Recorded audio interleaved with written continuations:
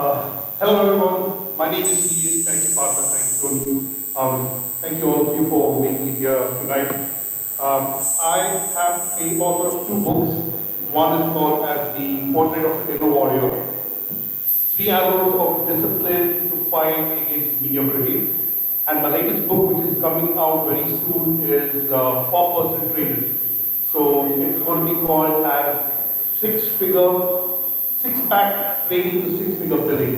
And it's about teaching personal trainers how to monetize and how to be very successful in the personal training business. So this is what it's all about. Thank you very much, everyone. Because he is the last who introduced himself, I want to ask a question to you to begin with you. He is, I understand you are a fitness influencer, you're a coach, you're an inspirational speaker. What inspired you to write that first word which became a book? Thank you for that question. So today I would like to speak about the book which I just spoke about, which is about six-pack training to six-figure billing. The reason and what inspired me to write this book was actually something that actually happened to me while I was a personal trainer in the gym. So this has to do with the soft skills and the etiquette of behaving in the gym. So there was this time, to make the story a little short, there was this time I was training this client in the gym, and what happened was that I said something that was inappropriate. And the client didn't really say anything back to me, but the client said, yes, I'll be back. And the client was missing for about 5 to 10 minutes. And I thought the client must have just gone to the restroom or something of the sort. The thing is, I called the client a joker, and to me it didn't make any sense that why would someone get offended by the one joke, especially when they're having a very good rapport with a trainer-client thing. So I was called into the manager's cabin, and there were two very disappointed and angry people there. One was my client, and one was obviously the manager. So I walk in, and the manager is asking me, Elias, did you just call him a joker? And I'm like, yes. And the client points out and he says, never, ever call me a joker. But it took me time to realize that, there are certain things you need to do, especially when in the service industry, it is very, very important, how you behave with clients. And I learned from my mistake. But there are so many personal trainers out there who don't understand what's going on, and that kind of gave me the thing to see what I can do to get better and how I can help personal trainers out there. And this is what made me write the book and to actually start with the writing journey on this. Oh, fantastic. I think the good thing about authors are people who are brave enough to just open up, almost stand without clothes in a public. And the world gains from it. And that's exactly what you've done. Actually, self-replicable. Fantastic. What about you? The trigger for writing my book is very interesting. My second book is an extension of my first book. So it's centered around motivation.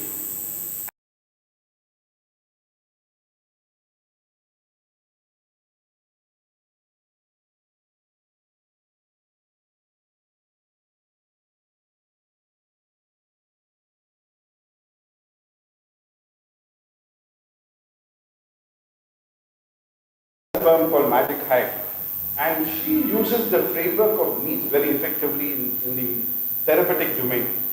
I found it very fascinating, and going back to my B school, my MBA days, I realized that there are some ideas which were not articulated very clearly.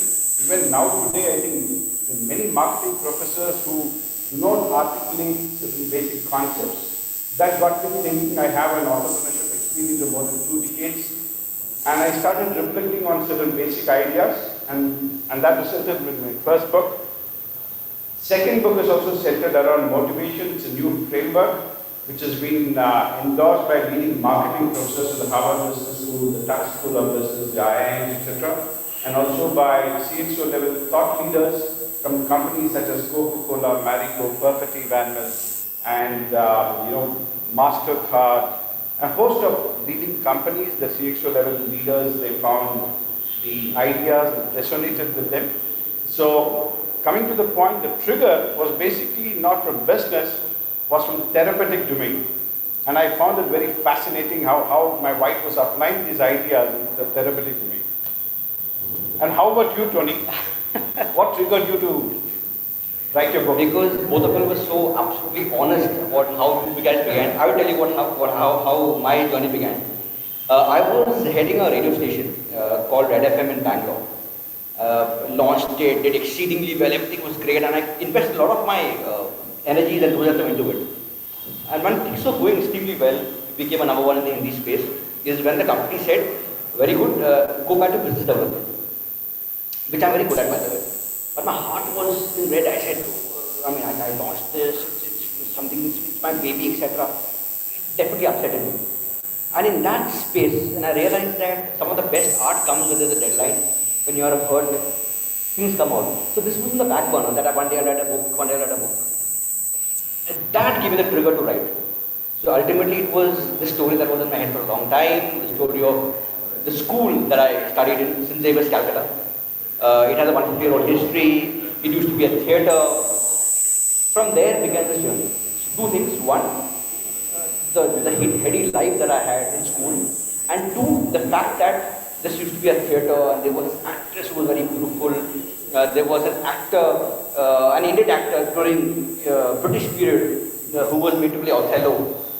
And this actually happened, but no one knows what happened to the two of them after they put up a hit play. So that's when my imagination comes in. So I connected that to those wonderful years in St. Xavier's, where this boy is in love with a girl who is mute, a schoolboy in love with a mute girl. Put the two together. Third, of course, was creativity, nothing about, but putting multiple things as one. So I love collecting autographs. And therefore, can I bring autographs to my school life, to the history of my school, and create a book? And therefore, I guess very proudly, I can say that this book called The Autograph Seeker finally came out.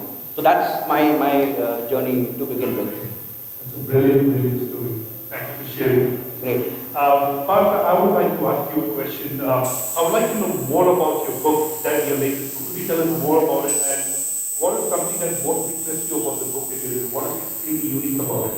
It's very interesting in terms of, I have developed a new framework of looking at things.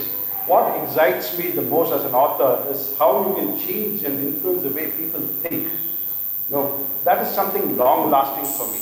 If I can fundamentally change the way people think, you can do it in multiple ways. And the way that I have chosen is through developing frameworks that can help people. It's in marketing and entrepreneurship, what I noticed was when you go and ask someone, when a marketer, seasoned marketer, how do you know what the customer truly wants? It's a very heuristic process, intuitive process. There is no standard methodology that they adopt which can be easily transferred within an organization, something that's diffusible in an org. So that got me thinking, so what I have done is, I have developed I'd like to believe a simple framework called the Customer Action Cycle Framework, which results in a tool for a practitioner. A practitioner can actually think through in a very structured fashion about what are the different aspects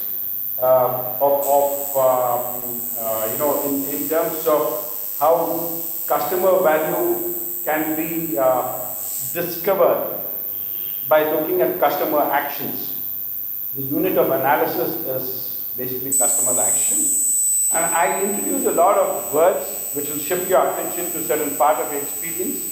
Something like value nodes, value catalyst. I don't want to get into a very technical, jargonish kind of a thing. But net, the attempt is to shift your attention, the marketer or entrepreneur's attention, to certain aspects of the experience of the customer that will provide you with some interesting customer insights. It addresses two fundamental questions. Where does customer value reside and how do you find it? So these are the two central themes or questions that the book addresses. I think that's very nice because when you spoke about what the customer wants, I can kind of correlate with my industry as well. Because it's one of the number one things that we also look at personal trainers to understand what a client actually wants. And that's very, very important, especially when you try to put across a product or a service out there. So if you don't understand what they want, then we probably haven't created the right product. So even before we launch our services, we try and put it across to an existing customer out there to get some sort of feedback to understand before we actually launch it. So I really resonate with what you're saying. In fact, I want to ask you, when you wrote, of course, you wrote because you had to put something out there. How has your writing helped you as an entrepreneur or as a coach? How has that book helped you in your profession as such? If you can just give me a sense. Sure, definitely.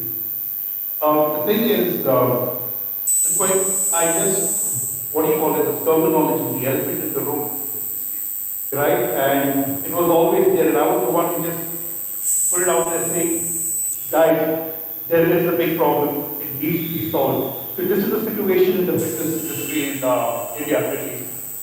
At one point of time, we had the evolution of the fitness industry where you had all these bodybuilders, one title.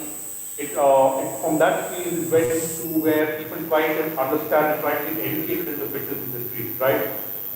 Academies came up, how to do personal training, how to understand nutrition. But there was a big gap between the academies and the real life thing that was happening in the gym. Now, a lot of trainers are actually suffering.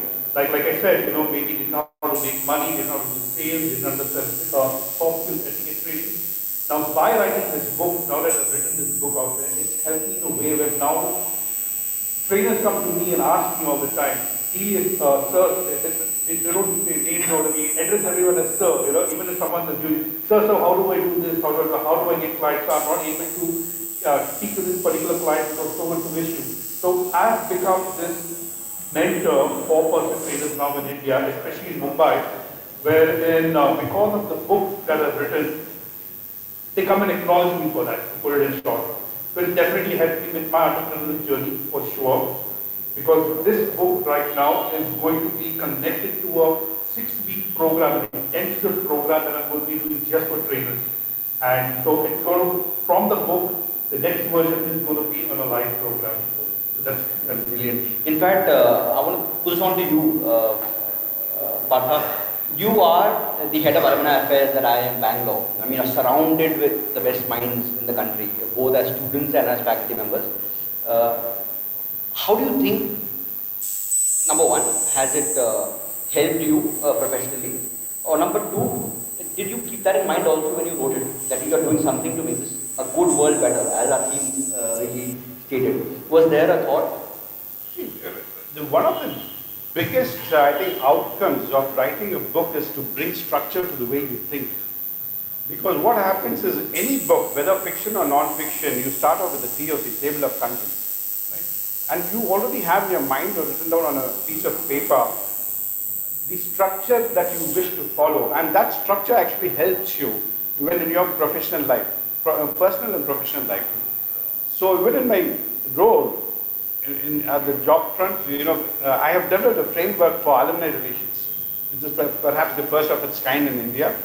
And that is one of the first things that I actually did when I joined. So in a way, structure is kind of, it's part of the DNA of a writer. I'm sure both of you also have gone through the process. Sometimes it's visible, sometimes it's just not visible, right? So it allows you to bring some kind of discipline into what you actually do and the way you actually think about certain things. That's number one. What is the second part of the question? You think there was something that you wanted to give to the world with your writing? Yes. See, as I said, for me personally, what motivates me when I actually when I write non-fiction is how can you influence the way people think about something? Because for me, that's very long-lasting. If it can fundamentally shift the way you actually think about something, that for me is a big takeaway from what I actually write. So to that extent, I think, from what you're saying, it is something that motivates me.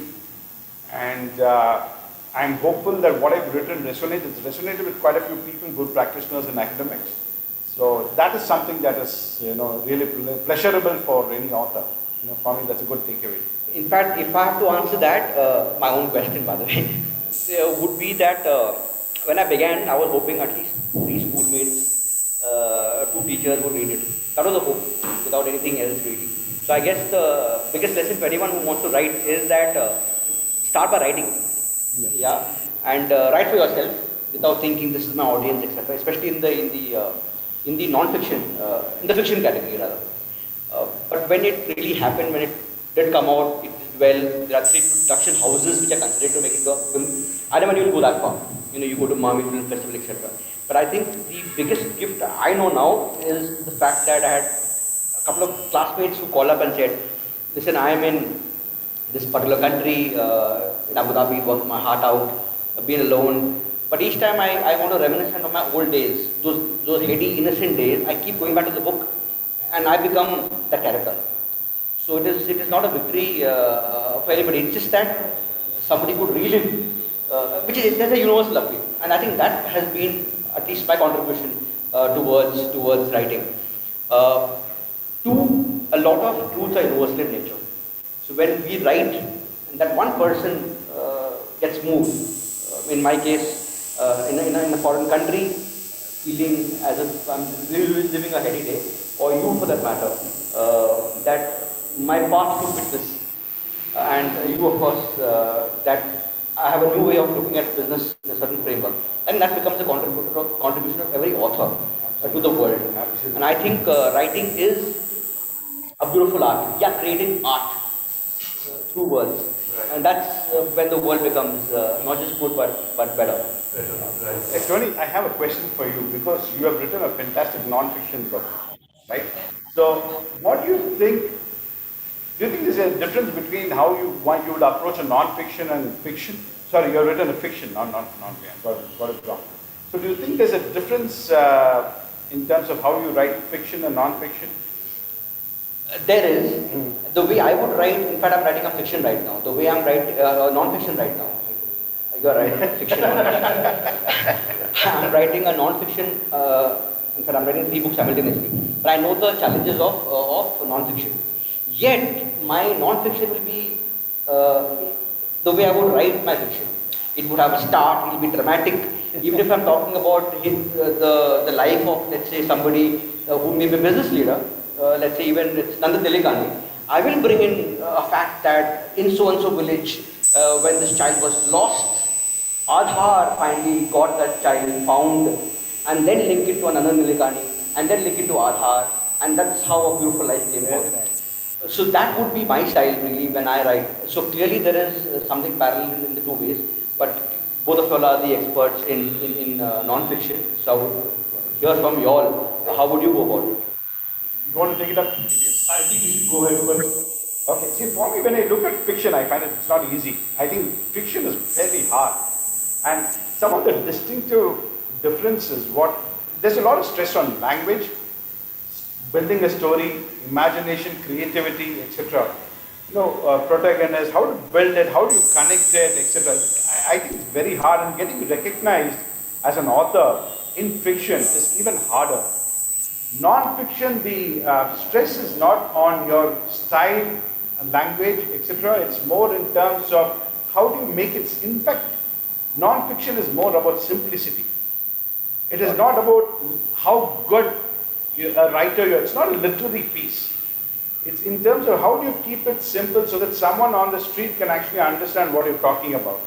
The way I understand it. So, I think fiction is something, there's a lot of imagination and creativity. In non-fiction, it's more like, I wouldn't call it subject matter expert, but you have a point of view which you wish to share in a certain way. Maybe you have some kind of experience or expertise in yoga or meditation, could be any genre, your fitness and health, etc. And you want to just articulate and, share it with the world. So I believe that, yours is a much difficult genre. I would do the same thing. What about you? Did you encounter any such challenges when you set about writing? Right. See, with me, to be honest, what was happening was, it was in the sense I needed to voice out what was happening. So when I talk about the flow of what needed to be articulated into the book, all I needed to do was just be very, very honest with myself. Try and look back at my career, what really happened. And just put that in, I had to actually kind of like a flashback about what happened, then write down those incidents that happened and what I actually learned from it. So when I kind of formatted my book, when I kept it in terms of structure, the first thing I thought was, I wanted people to understand the whole evolution of what fitness is in the industry. I wanted to bring back the the heroes of the day from back in the time, of the ones who actually won titles back in the, in the early 60s, the 70s and things like that. So I wanted you to understand the structure. The next thing that I wanted to do is, because it was a self-help book, I know there's something that is there in the fitness industry, and that is a bit of an ego amongst trainers. Now, when I say ego, what am I talking about? Who is he to tell us what to do? Who is he to you? How many years has this guy been in the industry? I know everything. So I have devised a kind of an ego test in the book, and I directly mention that if you need to read ahead of this book, you need to throw aside your ego and learn from scratch. Because I'm a nobody, but it does not mean that I don't have anything to share. Okay? You can learn some of the best things from people who are actually new in the industry as well. So we can't have it sort of an ego and oh, I've been for so many years, who are you to tell me what to do? So I went to the structure with an evolution of fitness, then the ego test, and then I started with the whole format. Then I looked at what was most important as the main criteria. What do trainers need to change about themselves? So I looked into that, then I moved on to the marketing aspect, and I got into the body language of clients, how do you read body language and things like that. So the flow was kind of easy for me. Since it was something that was so, important to me, kind of thing, to put it that way. And this is just my second book, so I'm guessing as I start writing more and more books, there would definitely be more challenges. So for now, things are okay. Yeah. I'll just take off from a point that he made, writing down instances that happened in your life as such. That, that also answers partly how to do. So when we write, you can't just, of course you can use the imagination, take stuff. A lot of it comes from within, our own experiences. And I think as an author, going back to the subject of making this world a little better, is that we start respecting our own stories. Those incidents that made us laugh, cry, was dramatic. And like you, I made my life into an Excel sheet, year on year. And I would write down, this happened, I watched this movie, so and so auntie came, whatever I could remember. And when memory went back to almost when I'm some 2 years old. And how is that possible? Because my parents took me for a Kamal Hassan movie, where Kamal Hassan is eating an apple which is from a garbage bin. Somewhere that image was in my head. I haven't watched the movie after that. And I was told that when the movie released, my parents took me for that movie. So clearly I was 2 years old. So can you believe? So that's exactly what I did. Wrote down those incidents, which became my pearls. So these are incidents that made me laugh, cry, or was dramatic. From there, these characters start evolving. What do we eat? Good boy, in Xavier's fine. But what is he facing? What is he going after? The girl who's mute. Why? Because right opposite in Xavier's was this institute for the deaf and mute. And girls would come from there and play basketball in our school. We used to get permission for that. So I would wonder, what if that beautiful girl with the ponytail, if I had even a slight chance to go up to her and communicate with her, how would I do it? And therefore, how precious those little memories are to our own writing. So clearly, whatever we write, it can't be out of nowhere. It comes from within, and therefore, as authors, we'll bring ourselves to put it out there, so that somebody will relate and say, this has happened to me. What I can relate to this. Clearly, I think, Tony, what you're saying is absolutely true. From what I even heard Helios say, it all comes, you need to have what one refers to sensory acuity, in terms of your observational skills. So you need to be most authors are high on these things. You're constantly observing, you're constantly judging, evaluating, and analyzing, and seeing if there is something that is there.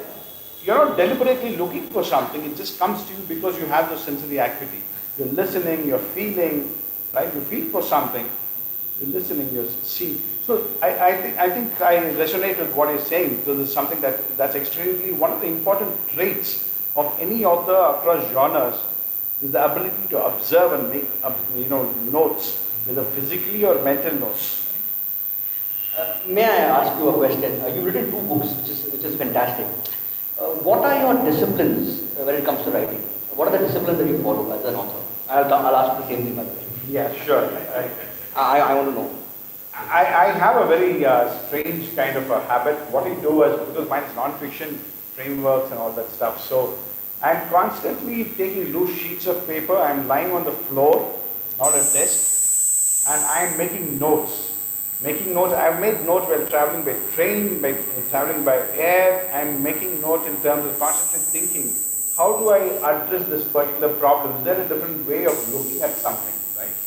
So for me, the quirk that I have, if you want to call it a quirk, is writing a lot of stuff on loose sheets of papers, and then invariably I lose it, right? So, so that is something that comes to my mind. I guess that's it for now. So, Right. What about you, Vijay? I like to use my keen sense of observation every time. So normally, especially when I'm alone, I do carry a book because I have my gym bag with me always with my book. And I try to look around, say for example, body language. Okay. Now, just the other day I was at a restaurant and I was sitting on the table having my dinner and there was a television playing and there were three gentlemen who were watching it was a memorial service for the late Mr. IBrowse. And their body language showed, they were like, all three of them were with their hands over here like that, to show some sort of, humbleness or, submission sort of a thing. And I quickly clicked a snap of that from somewhere, as long as they didn't notice they did it. Because to me, I wanted to show that into my book, by drawing a figure that this is what it looks like when someone is humble. This is the body language that is there. So what I'm trying to say is that anything that is out there that I can quickly grasp and put into my book, I don't hesitate on it. So even when I'm maybe lying down on my bed and there's something of a flashback that happened during my career as a personal trainer, I make a mental note, okay, I need to make this note down, I need to add this instance or this incident into the book as an example for my readers. So I like to keep it as practical as possible since mine is a self-help book and the readers out there would like to know what has happened with my life in my career. So I like to keep it that way. So this is the kind of the discipline I would use when it comes to my book. and how about you, Tony? I've been writing diaries since school. Betty Cooper writes diaries. I'm the male Betty Cooper. This guy was a bully. This person is saying, I don't think she likes me. I love her today. I don't think I love her today, etc. I've been writing that. In fact, when I came for my MBA, this is the time when we wrote letters. As part of board, I would keep writing letters to my friends, parents, friends, whoever. Long, long letters. Basically, they are diaries. I don't care whether they find it interesting or not, but whatever is happening in my life, on that day, I'm writing it down. So today, I had gone back to each of them and said, give me all those letters back. They've not given, they would send me WhatsApps of it, etc. And those became great reference points really as to how one was thinking. Now, if I have to think of how a 20-year-old was, or an 18-year-old was, or a 9-year-old was, just go to the diary. You'll know the complexes, the fights, etc. So that has been a great source of archival part. Second, of course, is write everywhere. Lots of diaries, lots of stuff, something that's interesting, a dialogue that resonates, kind of do that, something that took place right now. So ultimately, fiction writing is all about the properties which are ordinary, bring in drama to it, amplify it, and that's what fiction writing is. So if when I was perhaps in class 3 and I'm taken to Hyderabad and on Easter when everyone's having a great time, I go to an uncle and say, uncle, can I have a small little drink? I just want to taste whatever you're having. So you drink a little bit of this and then go to the next uncle and say, uncle, I've never had, can you just give me a taste? And then you are completely flat out. So class 3 would be what, 9 years old? So that's an incident that you remember. Your parents keep telling you, this fellow on Easter day, a 9-year-old child just collapsed. No. Take that incident and make the character do the same thing in front of the parents of the girl he loves. It's embarrassing. It's a club that's happening because I'm a part of Catholic club. It's happening in DI club. So an ordinary thing that happened becomes extraordinary with amplification. Yeah. And those are things, which is why, like you mentioned, writing those little things makes so much of difference. I have a question for both of you.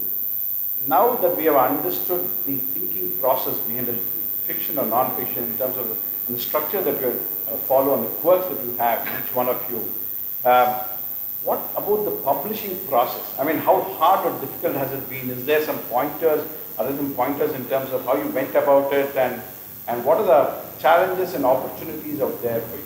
What did you face? Yeah, I want to hear you. So, for my first book, what happened was, since I had absolutely no idea about the whole publishing process and everything, there was another life coach who was also my coach for a long time. So she wrote a book and I asked her, how did you go about it? And she simply said that there are people out there where you can pay a certain sum of money, they have agencies or companies who do all the work for you. So I kind of took that idea and that's how I went about it. So I didn't really go and do it on my own. I actually went to an agency and it's like you have to job enough applications for this matter. So that's how I did it. How about you, Tony? How did you go through the process? I wrote 1,10,000 words, and then I had no idea how to go about. Of course, I was in media, so the confidence that I'll find something will happen, but nothing really happened. Then I picked up a Chetan Bhagat book, and I like his work because I think he just at the right time, right place, and he's done some great work. And in the introduction, he writes that I thank my editor, Shiny Anthony. I said, I want Shiny Anthony. I don't know. She sounds like a Malayali. I'm a Malayali. I want to figure out who Shiny Anthony is. I hope. And I really, really, truly, while it's just cliche that you want something and life gives it to you, etc., it's a fact. Because, and I've said this everywhere. In a couple of months, my wife's cousin called up and said that we are going for an author's launch. And Chetan Bhagat's editor, Shiny Anthony, is living in our building. We are taking her. And then you want to come and join. I said, of course I'll come and join. So I gate crashed, and this was in Atakalaka, Koromangala. Yeah. And Shiny was there, and she gave us stuff, etc. After the meeting was over, I go up to her and tell her, Shiny, I've written this book, and she says, oh God, again, another person, another author who's aspiring to search around. So she said, sure. Of course, I told her that I work for a radio station, I understand the book is coming out, maybe I could do whatever I could possibly do. She said, I'll put you onto an agent or send me a synopsis, I'll edit it. Went back, I'm a salesperson, by the way. Okay. At the heart of it, I may be an author, but ultimately I'm a sales guy. So I go home armed with an email ID, send her the entire manuscript, 1,10,000 words. Wow. And I heard Chetan's interview recently because Chetan's first round was not accepted by Rupa. And he kept asking Rupa, why is it? Tell me, why am I rejecting it? And then they put her on to Shiny, and Shiny said, your book is all over, etc., rework it. And he reworked and went back. And then she sent a mail to him saying that, liked it, call me. Same thing happened to me also. Wow. Read it, loved it, call me. One sentence, 3 words. And Shiny then, of course, helped me, took it all the way, got me the publishers. Today, she is, of course, the founder of the Lit Festival. It all began with that one person who believed in your work. So clearly, your work has to be good for it to happen. Yes, I got rejected by a couple of publications that she gave it to. But the waiting is long.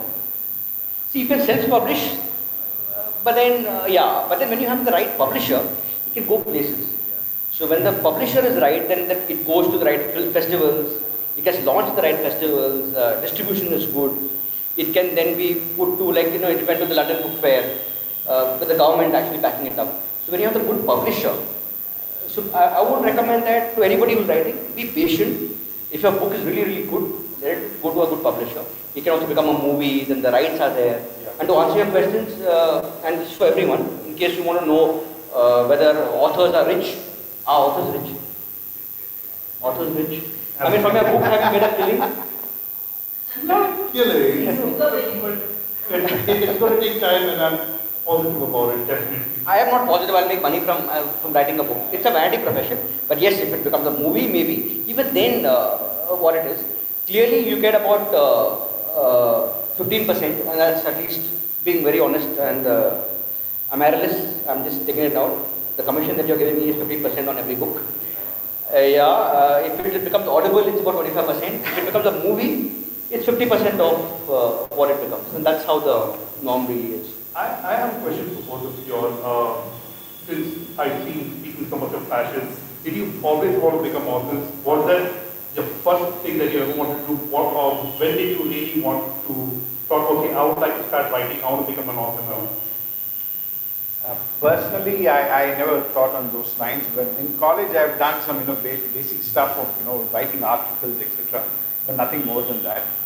So essentially, my journey just I had something at the back of my mind. I thought, let me just start the process of putting everything together and see if we can connect various dots. And structurally, you start off with the TOC, the table of contents, to bring some kind of structure to your thinking process, and then you build on that. I was not really thinking about too much about writing. It all started with, a LinkedIn. Both my books, incidentally, started with LinkedIn posts. I was very late to social media. I got my LinkedIn account in 2014, and I didn't know anything about social media. So I thought, chalo, let me just post my first article. It was called Unmet Needs of an Entrepreneur. And I didn't know anything about social media. And then, like, everyone checks out how many likes, etc. After 1 week or 4-5 days, 3-4 likes. I didn't have any friends, no nothing. But then after 1 week, casually I went and checked. I had some 2,000 likes, some 50-60 shares, etc. And there are a lot of people who are saying, these are interesting. Why don't you think about converting into a book? And the journey of writing a book, both my books actually started with LinkedIn articles. So that has been my journey of writing. What about you? I want to be famous. As a child, I would keep writing. Of course, neither was at all like you.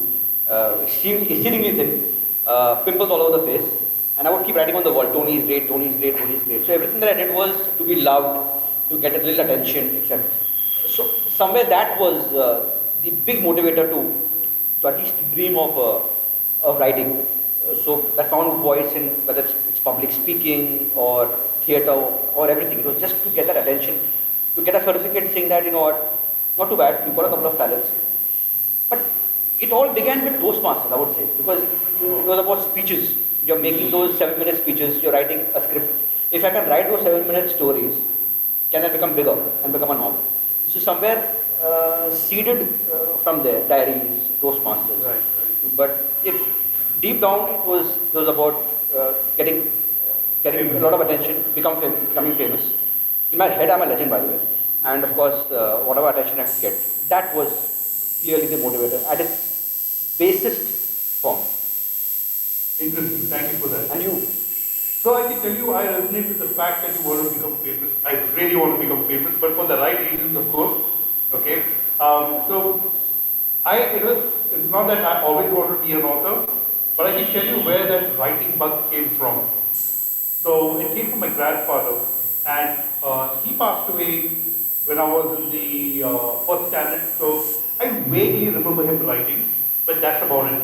But a couple of years later, my grandmother had kept all his writing stuff in the cupboard. So I remember I opened the cupboard, you get that old paper smell, that nice smell. So I opened it and I saw some of the stuff he wrote. So he didn't write books. But what he did was he would have a photograph of maybe, like the one that I remember now is a group of women, Thai women, okay, wearing that their traditional outfit, and they were dancing or something like that. And he would look at the photo and he would write about it. Okay, he would express and try and write like, what are those ladies thinking? What are they wearing or something. He would just create his own story just from the photograph that was actually there. And like this, there were many other things. And that kind of gave me the gist, okay, like my grandfather liked writing, and it ended over there. But now, since everything has happened and what inspired me to start writing, my first book was dedicated to him because of the spark he left me as a kid. So it's not that I always wanted to be an author, but I think it came from that story, through my grandfather. Wow. I think we're almost end. I can see the red card over there. That's right. As a summing up, if I may ask, I think all of us, give the audience one reason to pick up your book. If you're someone who wants to look at things differently in the space of entrepreneurship, customers, marketing, or business, pick up my book. Let me assure you that you will find some fantastic nuggets and great customer insights. And the name of the book is? How to Discover Customer Value. Go to Amazon, .com.in, Kindle and hard copy versions. Fantastic. What about you? Dear trainers out there, if you're listening to me, if you want to monetize from your career, I know all of you want to make transformations, I know all of you want to get the six pack out there, but if you want to make a lot of money, you want to be successful in the fitness business, read my book. It's going to be an amazing book because there's a lot you can learn from it. And once you're done with it, click on the link over there, get in a call with me, and I'll tell you how to get from there further.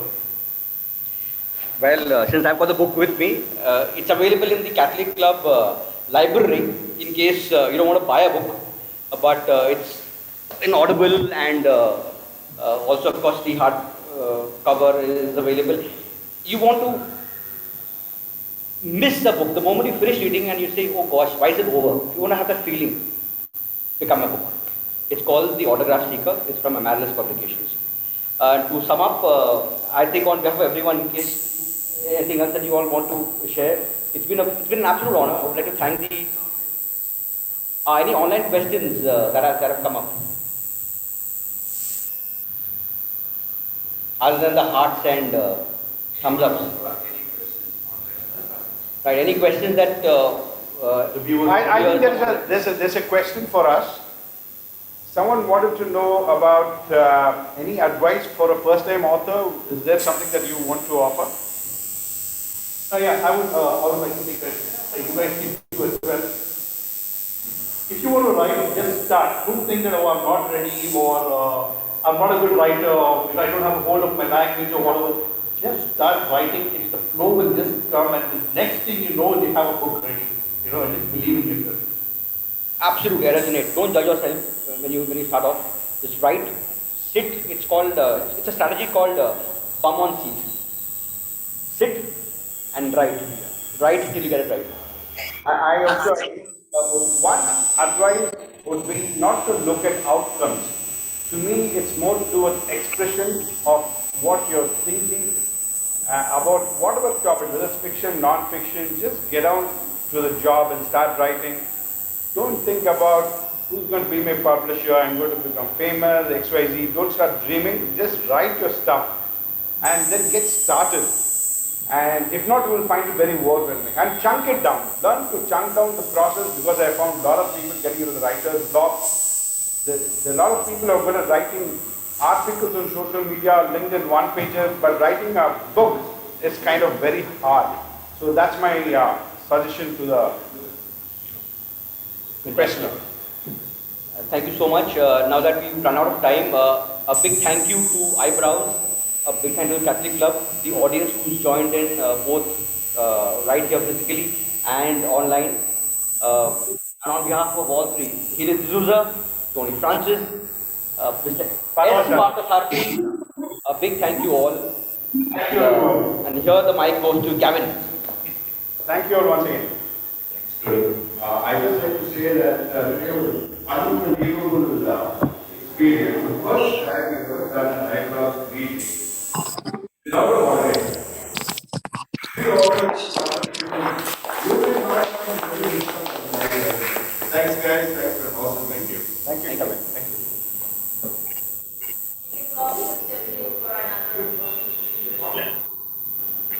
Thanks, Gavin. Damn interesting without a moderator. Fantastic. But here it's Great chemistry. Great chemistry. awesome. Great chemistry. Maybe it was good the monitor was not up to the new format. I think so.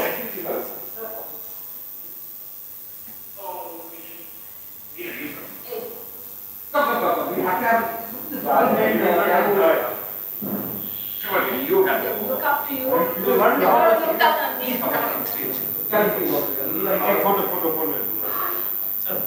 Photo. Yeah. You have to have this here and then, yeah. And come this way, na? Aram se. Yeah, come this way, Tony. He's taking a photo. Hey, come, na, come. This is the authors. Now, abhi aa jayenge. Okay, Please. oh, this is embarrassing. Okay, no, why don't you all join us? They want whoever's here in the audience. Come. Yeah. Action replay. Action replay of gifting the, for the, we'll do it later. We'll take one group snap first. But the group chat will be very embarrassing because we take the Yeah, audio. that's what, yeah. No, that's okay. We'll say everyone ran away with the rain. No, this is just for records. Yeah, that's good. You're making me hate taking off my mask. Couple.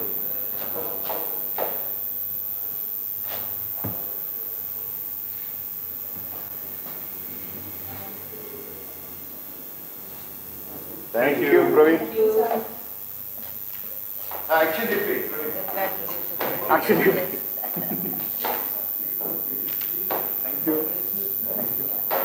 Really enjoyable session. And Thank you. as I said, I really like this format. Three of you. That was actually pretty Yeah. Fell into place. Yeah, it was I was very, very generous. I think you guys are very generous with asking the right questions and giving each other time. It was I very like nice. it. I like it. Good fun. Please come, please come. In fact, you come in the middle.